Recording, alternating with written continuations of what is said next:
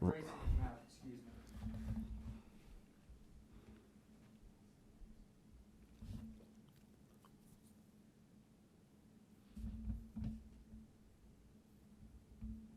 Hey, Racey, Brooks Gabina from The Advocate. Good to see you, man. How you doing? Good, good. I appreciate you asking. Watched you from up here in the Raptors run your 40 time, which impressed a lot of people. Did you expect that from yourself? And do you feel like it answers some questions that people might have for you at the NFL level about the kind of threat you can be as a wide receiver?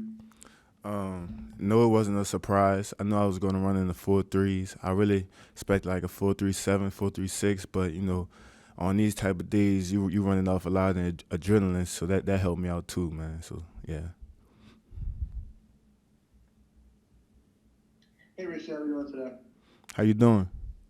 I'm doing well. Just want to ask you, who have you kind of leaned on through this process of the pro day, the pre-draft? Have you reached out to JJ or any of the former teammates who've gone through it for advice and tips? And then have you spoken with the Buccaneers at all during the pre-draft process? Yeah, I've been to the Senior Bowl, so I spoke with the Buccaneers there. They had some good things to say about me. As far as the players I played with, I've spoken with Justin, Patrick Queen, Caleb Von Chesson, Darrell Williams, Leonard, because we all was training at the same place, and in Florida. So they was just giving me advice on certain things. They were just basically saying keep working. You on your way. So yeah, that's how that goes. Awesome. Best of luck on the journey. Thank you.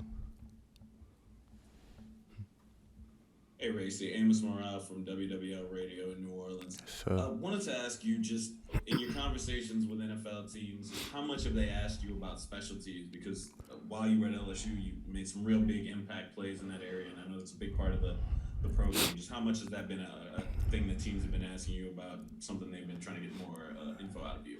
yeah, it's been major. They've been breaking my film down to the T. Coaching me up, wanting me to come in and be a dominant special teams guy. So they've been big on that from the jump, and the receiver stuff just go follow through. But coming in the gate at in the NFL, it was special teams. We about to dominate at the position. Racy, here is Matheus Ornelas from Time Out here in Brazil. Congratulations for your pro day and for going for the NFL draft. You already talked about the Senior Bowl and talked with a lot of teams. What they talk more for you, like a quality, and what do you have to improve for the next level? Yeah, they wanted to see me get in and out of my routes. That was a big thing for those scouts at the Senior Bowl, and I spoke with them after my routes, and they was saying they could tell I've been working on getting in and out of my routes and catching the ball. So I got good feedback from those scouts. Yes, sir.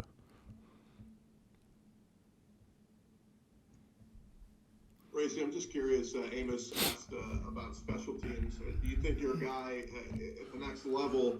Are you willing to play those different positions, whether it be a return man, a gunner, and that kind of thing? If obviously receiver is the goal, but there's so many different special teams roles that you can play Yeah, at the next level as well.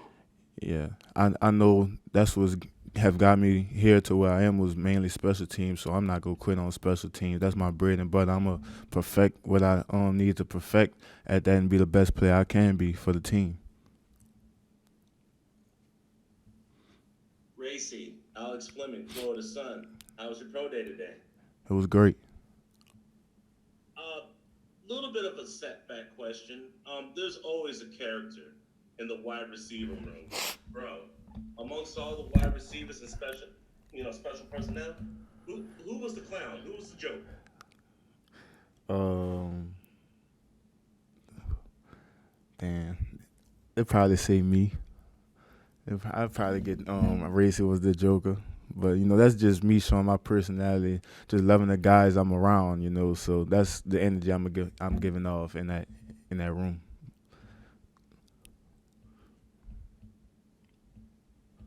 Hey, Racy. Jacob Infante from Windy City Gridiron. Appreciate you taking the time to talk to us today. You mentioned that you've been working on your explosiveness coming out of your breaks. And as a bigger guy, I mean, you are an explosive player, but does your height, you feel, have a natural disadvantage in terms of your ability to sink and explode coming out of your cuts? And what have you done specifically to kind of mitigate any potential disadvantages that you might come with? No, I don't think that it's a disadvantage. I just think, we have to work a little bit harder, though. I don't think we had a disadvantage because guys I'm out of my game off of, like Julio Jones, he gets in and out of his routes just as good as a smaller receiver. And what's the other question? You had a second part to that question. Oh no, I was just talking about your explosiveness. It was a one-part question. Oh, okay.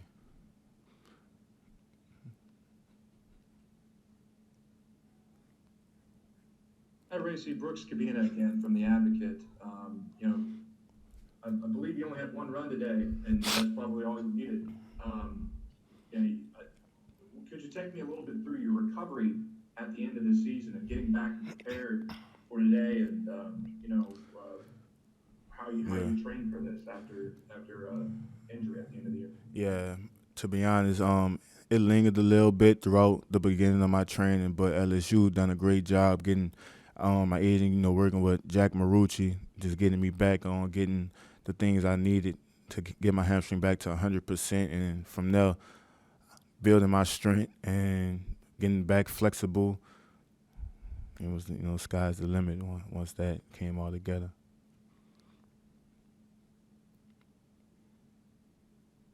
Hey, Racey, how you doing today? How you doing?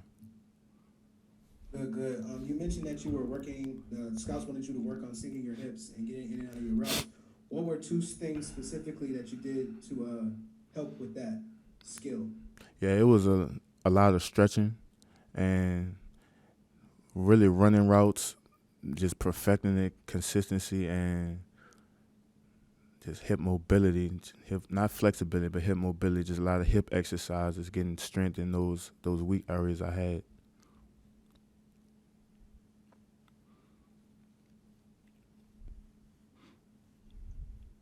Hi, Racey. Megan Price with Sideline Sports.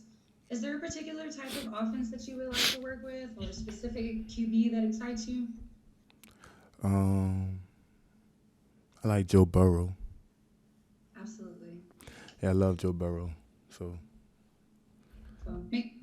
I mean, as far as the offensive scheme, just wherever I get drafted, just hopefully, I fit perfect into these schemes, so things work out well. Well, that makes sense. Congrats on the numbers you put up today. Thank you. Unless we have any more questions, we'll finish with Michael Cobble here. Hey, Racey, it's Michael Cobble here in Baton Rouge. I love Joe Burrow as well. Speaking of Joe, since he's come along, the quarterback room's really been elevated. Justin's in the league, about 3 of y'all getting ready to be in the league as well. How much is the wide receiver room elevated right along with them? And what do you see for the future? And how is that room going to change their attitude towards attacking the ball? Yeah, I know for a fact that the standard is set high at the receiver, in the receiver room. And, Jets, nobody really seen him having the year he had as a rookie. So that's just motivating us coming, because he coming from where we come from, and we knew his potential, and we know our potential. So we looking at it like the sky's the limit. We could come in and do what Jets doing, So, but as far as the guys coming in, the LSU receivers now, I see a lot of talent in that room. I know they pushing each other, they on each other, holding each other accountable, and they doing the things extra off the field, right? So, sky's the limit for them too. Racey, thanks, man. All right. You're done. Thanks for having me.